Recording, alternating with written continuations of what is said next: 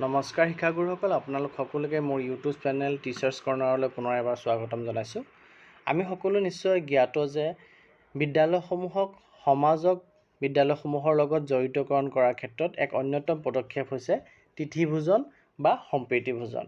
আৰু আমাৰ বিদ্যালয়সমূহত যি FLNৰ ৪ৰ্থ বৰ্ষপূৰ্তি উপলক্ষে শিক্ষা সপ্তাহ কাৰ্যসূচী চলি আছে, তাৰ অন্তিম দিনাৰ কাৰ্যসূচীত আমাৰ সমাজ জড়িতকৰণ দিন হিচাপে পালন কৰিব দিয়া হৈছে। আৰু তাৰ এটা অন্যতম আমাৰ আয়োজন আমাক কৰিব দিছে সম্প্ৰীতি ভোজনৰ আয়োজন। এই সম্প্ৰীতি ভোজন কি বস্তু, ইয়াৰ পৰিৱেশনৰ নিয়মাৱলীত কি আছে, আৰু সম্প্ৰীতি ভোজনৰ আধাৰত আমি কি কি খাদ্য সম্ভাৰ যোগান ধৰিব পাৰোঁ, আজি ভিডিঅ'টোত মই আপোনালোকৰ আলোচনা কৰিম। ভিডিঅ'টো শেষলৈকে চাব, চাই ভাল পালে লাইক এণ্ড শ্বেয়াৰ কৰিব, আৰু চেনেলটি যদি এতিয়াও ছাবস্ক্ৰাইব কৰা নাই কাইণ্ডলি ছাবস্ক্ৰাইব কৰিব। আপোনালোকে প্ৰথমতে এটি অৰ্ডাৰ দেখি আছে যে আমাৰ যি প্ৰথমতে কাৰ্যসূচী দিয়া হৈছিলে এসপ্তাহৰ কাৰ্যসূচী শিক্ষা সপ্তাহৰ, তাত আমাৰ 11 আগষ্ট তাৰিখটিত সম্প্ৰীতি ভোজন কমিউনিটি ইনভলভমেণ্ট ডে হিচাপে পালন কৰিব দিয়া হৈছিলে।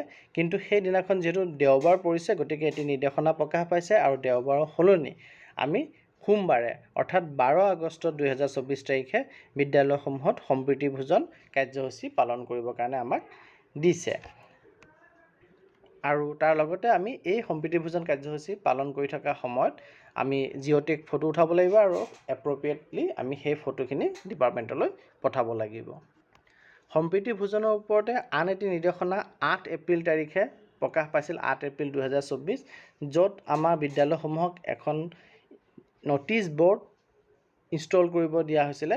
আৰু সেই ন'টিছ ব'ৰ্ডটিত যিজন ব্যক্তিয়ে বা যিটো সংস্থাই বিদ্যালয়ত সম্প্ৰীতি ভোজন যোগান ধৰিছে তেখেতৰ নাম উল্লেখ কৰিব লাগিব, আৰু যদি সম্ভৱপৰ হয়, যদি এভেইলেবল থাকে তেতিয়াহ'লে তেখেতৰ ফটো তাতে পেষ্ট কৰি পেলাই সেইটো সকলোৱে দেখিব পৰাকৈ এই ন'টিছ ব'ৰ্ডটো ইনষ্টল কৰিব লাগে বিদ্যালয়ত। এই সম্পৰ্কে নিৰ্দেশনাটো দিছিলে, আৰু কৈছিলে যে এটা বছৰত যদি কোনোবা এজন ব্যক্তি বা কোনোবা সংস্থাই যদি 3বাৰ সম্প্ৰীতি ভোজনৰ যোগান বিদ্যালয়ত ধৰে, তেতিয়াহ'লে তেখেতক ৰিকগনাইজেশ্যন দিব লাগে, আৰু কোনোবা এটা চুইটেবল প্ৰগ্ৰামত তেখেতক সেই সন্মান যাচিবৰ কাৰণে আমন্ত্ৰণ কৰিব পাৰি, বা তেখেতৰ বিষয়ে সেই চুইটেবল প্ৰগ্ৰামটোত তেখেতক ৰিকগনাইজেশ্যন সমাজৰ আগত দিব লাগে বুলি এই নিৰ্দেশনাটিত প্ৰকাশ কৰিছিলে। এতিয়া আহোঁ সম্প্ৰীতি ভোজন কি, সম্প্ৰীতি ভোজনৰ লাভালাভ কি, আৱশ্যকতা কি, সম্প্ৰীতি ভোজনৰ নিয়ম কি, আৰু কি কি খাদ্য আমি যোগান ধৰিব পাৰোঁ সেই সম্পৰ্কে। যে আমি পালন কৰা বিভিন্ন উৎসৱ যেনে জন্মদিন, বিবাহ অনুষ্ঠান, ৰাষ্ট্ৰীয় দিৱস আদি অনুষ্ঠানত মানুহক খাদ্য পৰিৱেশন কৰাৰ পৰম্পৰা আমাৰ অসমীয়া সমাজত আছে। আৰু এই পৰম্পৰাৰ ওপৰত ভিত্তি কৰিয়ে PM পোষণ আঁচনিত সম্প্ৰীতি ভোজন নামেৰে এক সমাজৰ অংশীদাৰী কাৰ্যসূচী আৰম্ভ কৰা হৈছে। ৰাইজৰ সদস্যসকলে এনে বিশেষ অনুষ্ঠান বা দিৱসবোৰত শিশুসকলক পুষ্টিকৰ আৰু স্বাস্থ্যকৰ খাদ্যৰ এক সম্পূৰ্ণ আহাৰ বা অতিৰিক্ত খাদ্যবস্তু হিচাপে মিঠাই, ফল মূল আদি যোগান ধৰে। এই সম্প্ৰীতি ভোজন PM পোষণ আঁচনিৰ এক পৰিপূৰকহে। সম্প্ৰীতি ভোজনৰ লাভালাভ বা আৱশ্যকতা কি, যে ৰাইজৰ মাজত আমি ইয়াৰ লগত জড়িত, অৰ্থাৎ সম্প্ৰীতি ভোজনৰ জৰিয়তে আমি বিদ্যালয়সমূহৰ লগত জড়িত এটা ভাৱ ৰাইজৰ মাজত গঠন হয়। PM পোষণ আহাৰৰ পুষ্টিকাৰিতাৰ মান বৰ্ধন হয়। অঞ্চলটোৰ ৰাইজৰ সৈতে সুসম্পৰ্কৰ বিকাশ হয়। বিদ্যালয়খনৰ শিশুসকলৰ মাজত সমতাৰ ভাৱ গঠন হয়। সম্প্ৰীতি ভোজন সফল ৰূপায়ণৰ দিশসমূহৰ ভিতৰত প্ৰথমটোৱে হ'ল দাতাৰ চিনাক্তকৰণ, মানে কোনে সম্প্ৰীতি ভোজন যোগান ধৰিব বিদ্যালয়ত তেখেতৰ চিনাক্তকৰণ আৰু তেনে দাতাসকলক সজাগতাৰ সৃষ্টি কৰা। বেচৰকাৰী সংস্থা বা আন সংস্থাবোৰক দাতা হিচাপে জড়িত কৰিবলৈ আমি বিদ্যালয়সমূহে পদক্ষেপ ল'ব পাৰোঁ। ৰাইজৰ অংশগ্ৰহণ আৰু সজাগতা নিশ্চিতকৰণৰ কৌশলবোৰৰ বিষয়ে বিদ্যালয় পৰিচালনা সমিতিৰ সদস্যসকলে আলোচনা কৰিব পাৰে।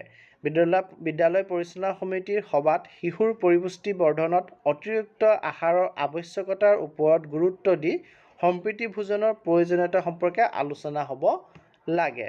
দাতাসকলৰ সুবিধা অনুসৰি তথা দাতাসকলক অনুপ্ৰাণিত কৰিবলৈ সম্প্ৰীতি ভোজন কাৰ্যসূচী সুবিধাজনক সময়ৰ ব্যৱধানত আয়োজন কৰিবলৈও এক সময়সূচীও বিদ্যালয়ে প্ৰস্তুত কৰিব পাৰে। যদি কোনো দান বৰঙণি উল্লেখযোগ্য হয়, যেনে সম্পূৰ্ণ শ্ৰেণী এটাৰ বাবে বা বহুকেইটা শ্ৰেণীৰ বাবে বা সম্পূৰ্ণ বিদ্যালয়ৰ বাবে হয়, তেতিয়া সম্প্ৰীতি ভোজন পৰিৱেশনৰ সময়ত উপস্থিত থকাৰ বাবে সংশ্লিষ্ট দাতাগৰাকীক আমন্ত্ৰণ কৰিব পাৰি, নতুবা বিদ্যালয়ৰ প্ৰাতঃসভাত তেওঁৰ নাম ঘোষণা কৰিব পাৰি। সম্প্ৰীতি ভোজনৰ আওতাত যোগান ধৰিব পৰা খাদ্য সম্ভাৰ। কি আমি সম্প্ৰীতি ভোজনত যোগান ধৰিব পাৰোঁ? সম্প্ৰীতি ভোজনত শিশুসকলক সম্পূৰ্ণ আহাৰ বা এক অতিৰিক্ত খাদ্য হিচাপে আহাৰ পৰিৱেশন কৰিব লাগিব। শিশুসকলক পৰিৱেশন কৰা খাদ্যবস্তুবোৰ অঞ্চলটোৰ শিশুসকলৰ খাদ্যাভ্যাস অনুসৰি হোৱা উচিত। অতিৰিক্ত খাদ্য বস্তু হিচাপে ফল-মূল, গাখীৰ, মিঠাই, কণী, বিস্কুট, হালোৱা, গজালি মেলা বুট মগু আদি দিব পাৰি। এই ক্ষেত্ৰত আমি সাৱধানতা অৱলম্বন কৰিব লাগিব যে দোকানৰ পৰা বা হোটেলৰ পৰা কিবা চিঙৰা জাতীয় বা তেনেধৰণৰ বস্তু যিবিলাকৰ পৰা ফুড পয়জনিং হ'ব পাৰে, তেনেধৰণৰ আহাৰ আমি যিমানদূৰ সম্ভৱ আমি তেনেধৰণৰ আহাৰ পৰিহাৰ কৰাটোৱে শ্ৰেষ্ঠ হ'ব। আৰু যদি কিবা কাৰণে পৰিৱেশন কৰিবলগীয়া হয় অতিৰিক্ত খাদ্য সম্ভাৰ হিচাপে, তেতিয়াহ'লে তাক আমি বহুত সাৱধানতাৰ সৈতে পৰীক্ষা নিৰীক্ষা কৰি পেলাই আমি দিবলগীয়া হ'ব। গতিকে এই ক্ষেত্ৰত আমি তেনেধৰণৰ আহাৰ বাহিৰৰ যি হোটেলৰ পৰা অহা আহাৰখিনি আমি পৰিহাৰ কৰাটোৱেই বেষ্ট হ'ব। শিশুসকলক সন্তুষ্টিৰ বাবে তেওঁলোকে ভাল পোৱা খাদ্য বস্তুবোৰৰ এখন তালিকা প্ৰস্তুত কৰি সেই সম্পৰ্কে সংশ্লিষ্ট আগ্ৰহী ৰাইজৰ সৈতে মত বিনিময়ো কৰিব পাৰি। অৰ্থাৎ দাতাসকলক আপোনালোকে আগতীয়াকৈ জনাব পাৰে যে আমাৰ স্কুলৰ ছাত্ৰ ছাত্ৰীসকলে এনেধৰণৰ আহাৰ ভাল পায় বা এনেধৰণৰ আহাৰ আপোনালোকে দিব পাৰে। আৰু পৰাপক্ষত ফল মূল বা তেনেধৰণৰ বুট মগু তেনেধৰণৰ আহাৰ বা হালোৱা, গাখীৰ তেনেধৰণৰ আহাৰবিলাক পৰিৱেশন কৰিলে, পায়স তেনেধৰণৰ আহাৰ পৰিৱেশন কৰাটো বেষ্ট, কিনি পেলাই দিয়া দোকানৰ পৰা অনা আহাৰতকৈ। সম্প্ৰীতি ভোজন যোগান ধৰিব পৰা অন্যান্য সামগ্ৰীসমূহ। সম্প্ৰীতি ভোজনত আমি অকল খাদ্য সম্ভাৰ বুলি নহয়, অন্যান্য সামগ্ৰীও যোগান ধৰিব পাৰোঁ। উদাহৰণস্বৰূপে সম্প্ৰীতি ভোজনৰ আওতাত প্লেট, গিলাচ, চামুচ, ফিল্টাৰ, চাবোন, জুলীয়া প্ৰকাৰৰ হাত পৰিষ্কাৰক বা শিশু তথা বিদ্যালয়ৰ প্ৰয়োজন সাপেক্ষে দৰকাৰী অন্যান্য সামগ্ৰী যোগান ধৰিব পাৰি। সম্প্ৰীতি ভোজনৰ অধীনত বিভিন্ন সামগ্ৰীৰ ব্যৱস্থাপনা কি হ'ব? সম্প্ৰীতি ভোজনত দাতাই আগবঢ়োৱা দান বৰঙণি, বিভিন্ন সামগ্ৰী, দাতাৰ তথ্য আদি পৃথক পৃথক ৰেজিষ্টাৰত লিপিবদ্ধ কৰি সংৰক্ষণ কৰিব লাগিব। সম্প্ৰীতি ভোজন ব্যৱস্থাটো আগবঢ়াই নিয়াৰ বাবে বিদ্যালয় পৰিচালনা সমিতিত সভাত বা ৰাইজৰ সৈতে অনুষ্ঠিত বিদ্যালয়ৰ বাৰ্ষিক অধিৱেশনত দাতাসকলক সন্মান বা কৃতজ্ঞতা জনাব পাৰে। মানে দাতাসকলক যাতে আমি উৎসাহিত কৰিব পাৰোঁ তেখেতে যি ভাল কাম কৰিছে তাৰ কাৰণে, সেই ক্ষেত্ৰত আমি পদক্ষেপ গ্ৰহণ কৰিব পাৰোঁ। গতিকে সামৰণি লাইন হিচাপে মই ক'বলৈ বিচাৰোঁ যে 12 আগষ্ট তাৰিখে যি আমাৰ বিদ্যালয়সমূহত সম্প্ৰীতি ভোজনৰ কাৰ্যসূচী আছে কমিউনিটি ইনভলভমেণ্টৰ অধীনত, সেই কাৰ্যসূচী যাতে আমি সফলৰূপে পালন কৰিব পাৰোঁ আৰু যাতে তাৰ জিঅ' টেগ ফটো আমি ডিপাৰ্টমেণ্টেলি পঠাব পাৰোঁ। ধন্যবাদ।